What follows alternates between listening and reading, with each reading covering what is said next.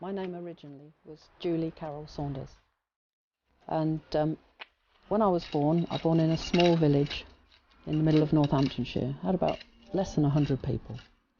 My father was the butcher, he was an atheist, and my mother was a housewife, also an atheist.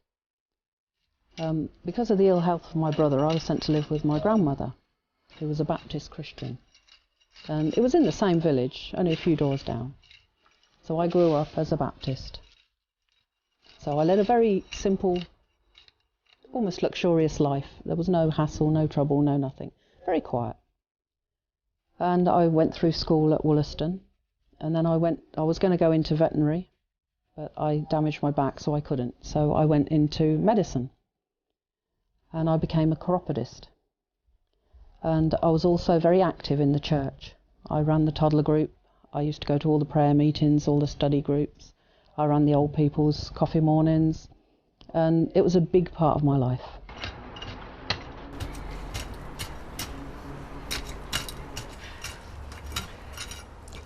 And when I started my own business, it was a little bit slow, and I asked my friend, find me some volunteer work through the church to give me something to do.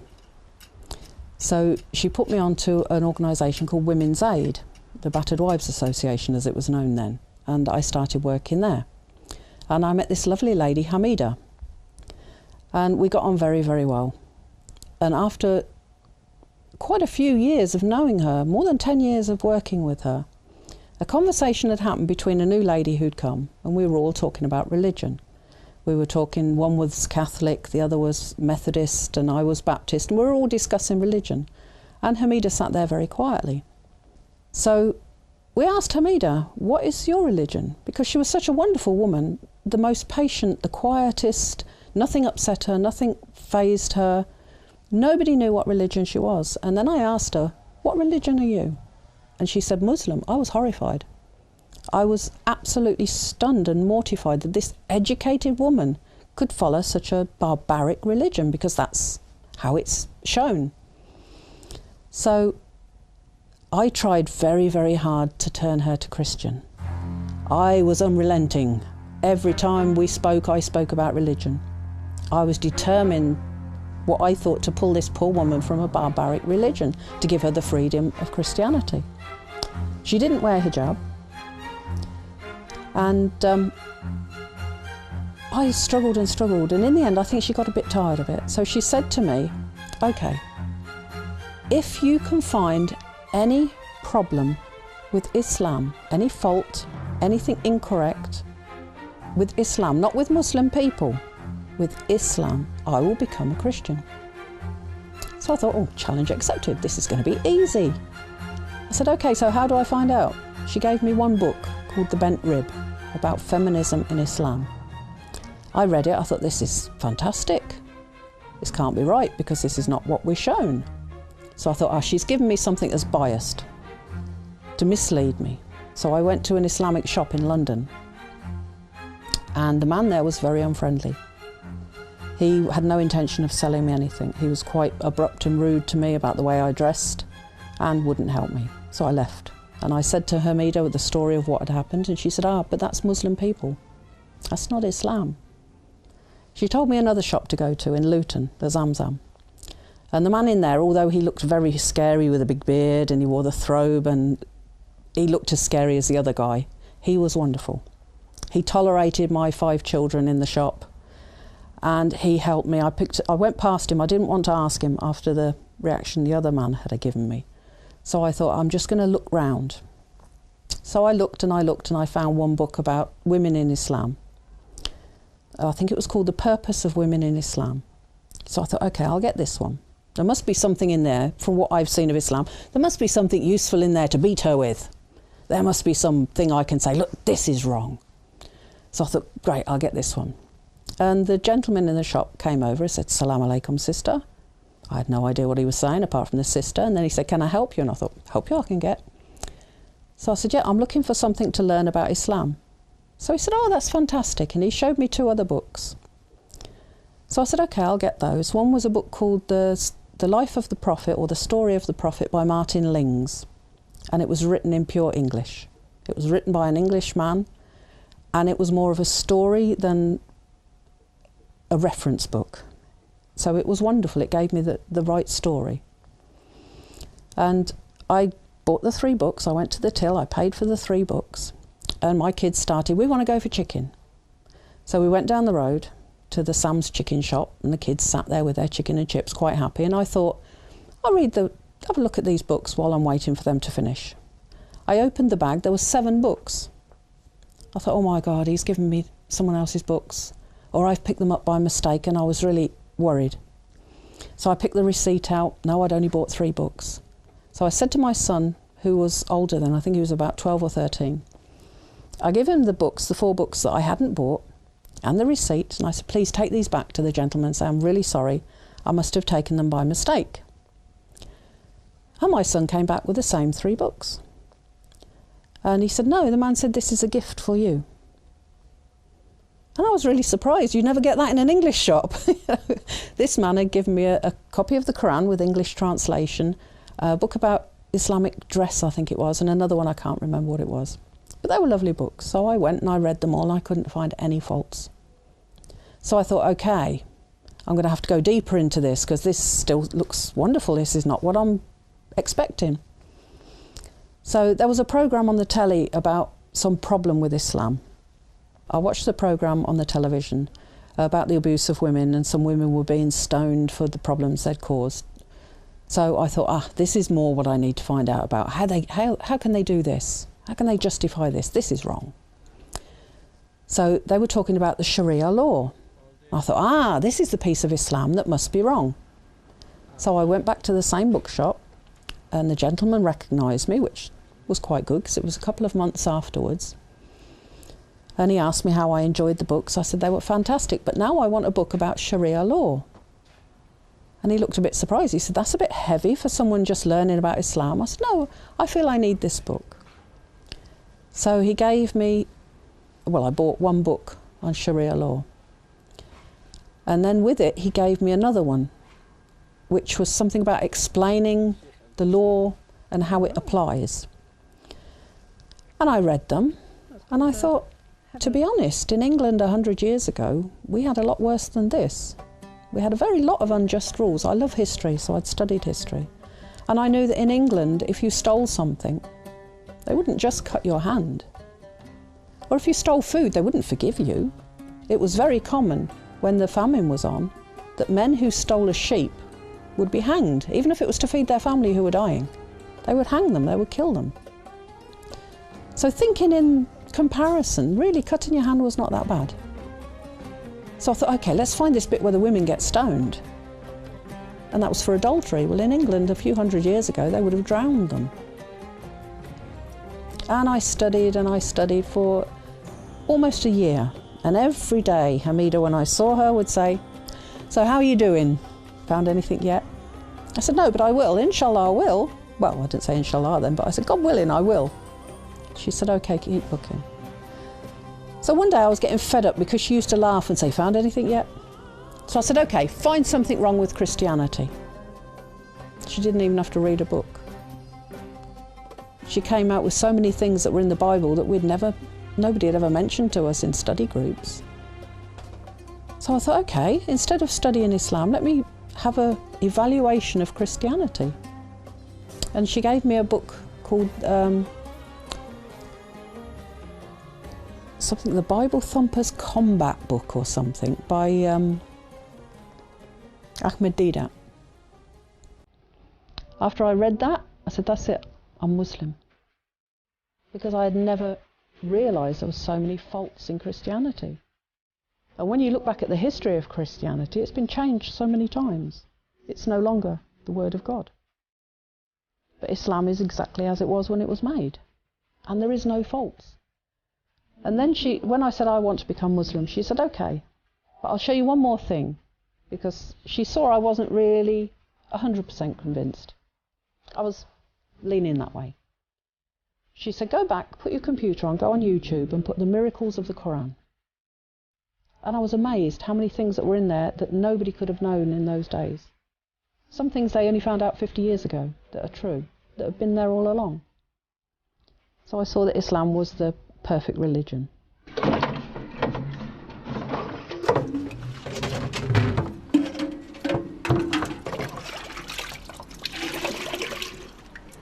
several years I plodded on reading and learning more, and Hamida was against the hijab. She actually wrote a book about it, and she worked on the theory that the hijab doesn't hide you, and hijab should hide you. So if you don't wear hijab and you wear normal clothes that just cover you, you're more hidden, which in theory works. So I never really questioned it.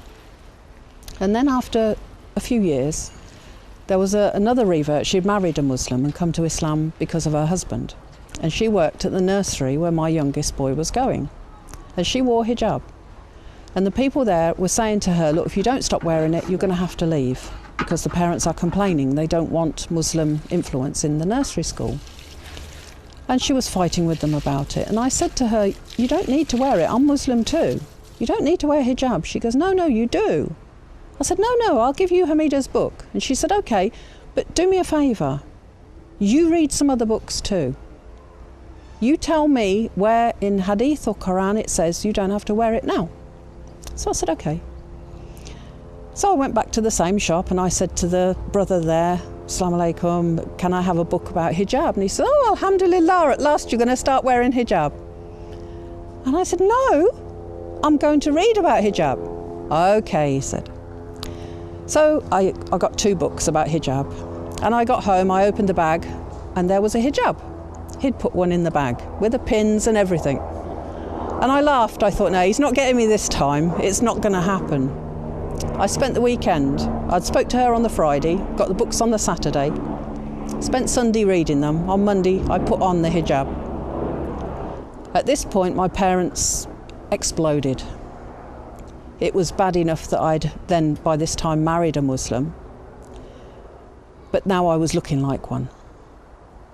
My dad never did accept Islam, he never did believe it, he didn't want to talk about it, and he died before there was any chance to say anything really substantial to him. But my mother, in a way I was lucky, she got cancer. And there was only me and my brother. My brother wasn't a helpful type of person. So when my mum got cancer, I went and nursed her and stayed with her. It took 6 weeks to kill her, from the day she was diagnosed to the day she died. And before that, any time anything about Islam, she would become quite aggressive with me. One day in the hospital, because she was hospitalised right from the start, the azan had gone on my phone, so I thought, oh, I have to do my salah, and I looked, my mum was asleep. So I thought, I'll try and do it quickly before she wakes up.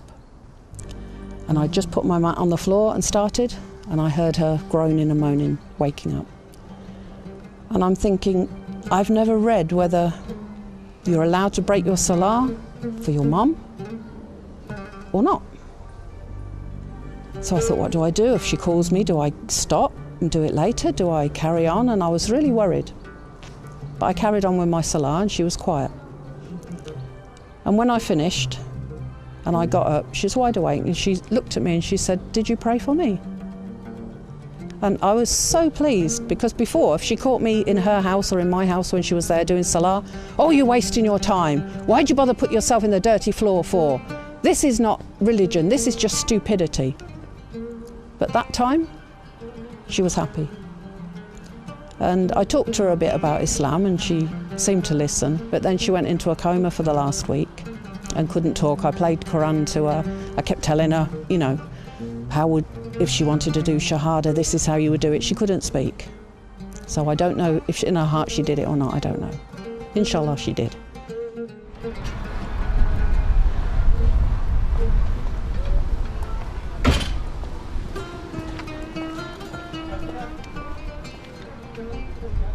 Before I was Muslim, I used to do artwork to supplement my income. And then I went to a lecture and they said to paint or make anything that should have had a soul, like a horse or a person or any animal, is haram. I couldn't validate whether this was true or not, but it wasn't worth taking the risk. So I decided I would stop doing these sort of paintings. So I took up Islamic art. I went to Turkey to a university in Konya to learn calligraphy, which was really hard as I can't read or write Arabic, but I thoroughly enjoyed it, and this is some of the examples of the work that I've done. Here's one I haven't quite finished yet.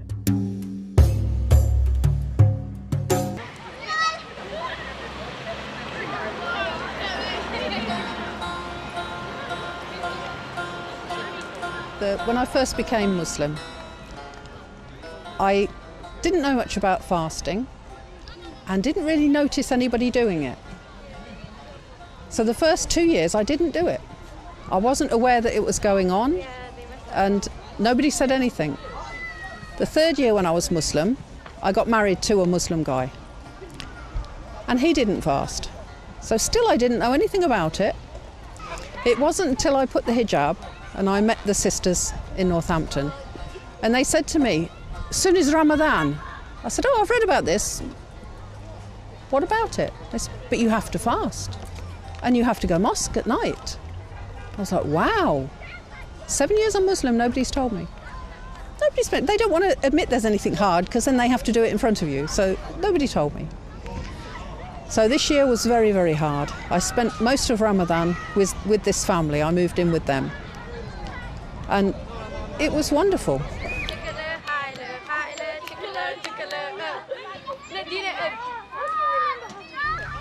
One of the hardest things becoming a new Muslim is to learn Islam, the true Islam. When you first become a Muslim, you automatically go to the Muslim people and say, "What about this Islam?"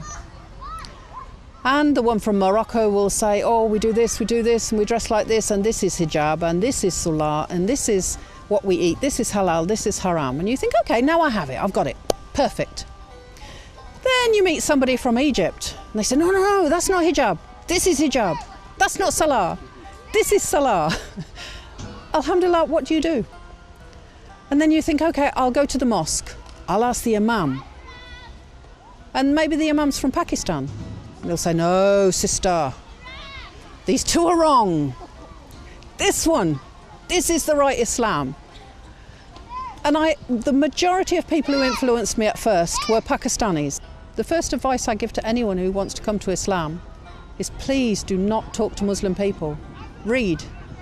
Read everything you can. Check where it comes from first. Read at least 3 books on one subject, because maybe one's wrong. And follow your heart, because common sense will tell you which is right and which is wrong.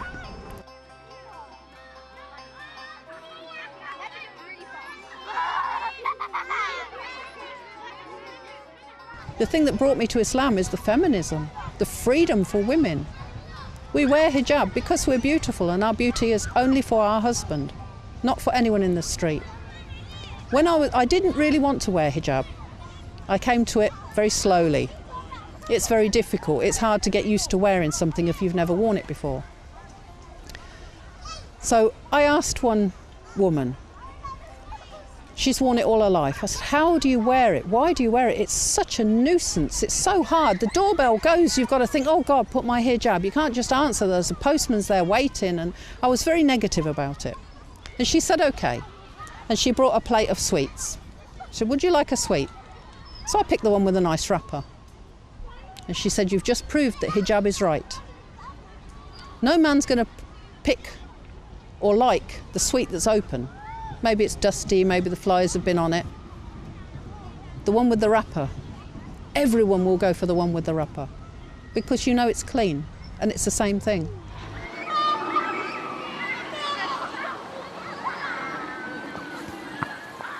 I lived abroad for a few years, and when I came back it was just after the problem in London of the bombings of the bus. And I'd always had abuse of being a Muslim. There was always stupid things said to me and occasionally things thrown and just stupid petty things. But after the bombings it became very, very bad. At one point in the street 3 young black kids decided they were going to take my hijab off. And I'd got my pin at the back, my pin at the front, so there was no way it was coming off without my head or my hair going with it. And I used to do karate, so when they were pulling at the back I just turned around and I hit one of them. And when the police come, there was CCTV of the whole event, and they cautioned me for assault. I lived in a small town outside of London, about 80 miles north. Very, very small Muslim community, and most of them hid away. The women didn't wear hijab because the problem had got so bad. At one point somebody set fire to my car outside my house. I had Paki painted on the wall of my house, and I got abuse on a daily basis. In the end I got an exchange and I came to London, because here you can walk around the streets and you're not at risk. But outside of London, it really is a big problem. As a single woman, you can't go out, you can't be safe, you get abuse, even on the buses, out shopping. My daughter, who was at the time 24, didn't believe me. She said, "Oh, Mum, it can't be that bad." So she followed me through the town, some metres behind me, and she doesn't dress as a Muslim. And she was horrified at how many people would spit at me just because I'm Muslim.